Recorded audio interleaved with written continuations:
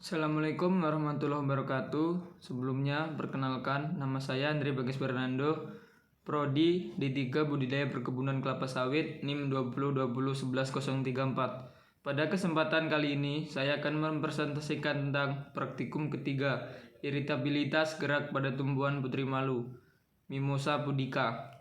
Latar belakang, alam merupakan tempat tinggal bagi setiap makhluk hidup, atau lebih tepatnya sebagai habitat makhluk hidup. Makhluk hidup tidak hanya terdiri dari satu macam, namun banyak macam dan jenisnya, baik hewan, manusia, dan tumbuh-tumbuhan. Semuanya hidup pada tempat tinggal yang sama di alam ini. Stabilitas adalah kemampuan makhluk hidup untuk menanggapi rangsang dari luar. Tumbuhan mampu menerima rangsangan dari luar, yaitu berupa cahaya, air, gaya tarik, bumi, dan sentuhan. Misalnya ketika menyentuh daun putri malu, maka dengan sekejap daun putri malu akan mengatup. Tujuan praktikum kali ini ialah agar mahasiswa mampu memahami iritabilitas pada tumbuhan. Selanjutnya ialah agar mahasiswa mampu melakukan pemecahan masalah biologi melalui prosedur ilmiah. Metodologi, waktu dan tempat.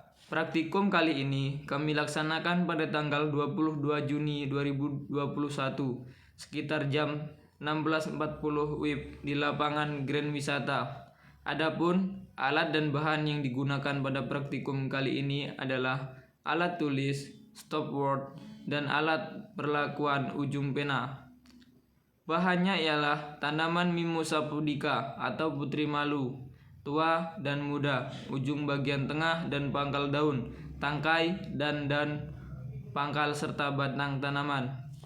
Selanjutnya ialah metode penelitian, memilih dan menentukan objek, memberi stimulus berapa sentuhan pada bagian ujung daun, bagian tengah daun, bagian pangkal daun, tangkai daun bagian tengah, tangkai daun bagian pangkal, batang tanaman, dan mengamati kecepatan mengatup serta membukanya Mimosa pudica.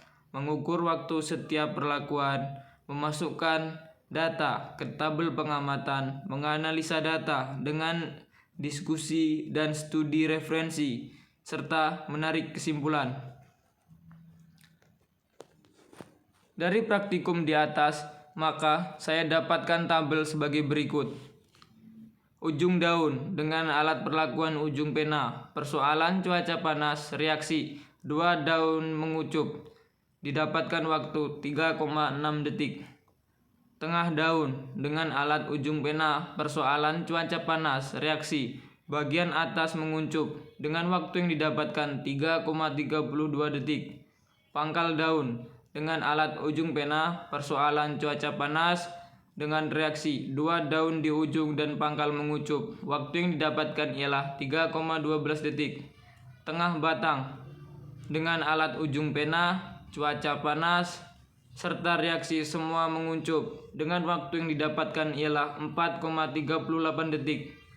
Pangkal batang dengan ujung pena, cuaca panas, reaksi semua daun menguncup, waktu yang didapatkan ialah 4,19 detik. Yang terakhir ialah batang seluruhnya dengan alat ujung pena dengan persoalan cuaca panas dan reaksi tidak menguncup semua, hanya satu yang menguncup dengan waktu yang didapatkan ialah 4,32 detik. Tabel selanjutnya ialah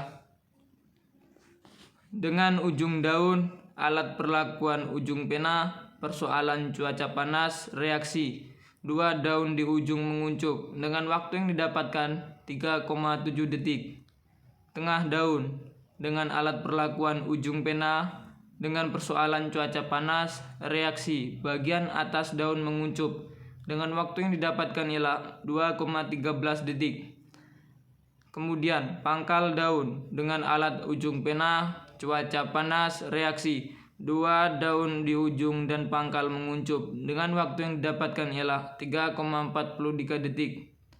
Tengah batang dengan ujung panas dengan persoalan cuaca panas, reaksi semua menguncup dengan waktu yang didapatkan ialah 3,32 detik. Kemudian pangkal batang dengan alat perlakuan ujung pena, dengan persoalan cuaca panas, dengan reaksi semua menguncup. Waktu yang dihasilkan ialah 4,2 detik.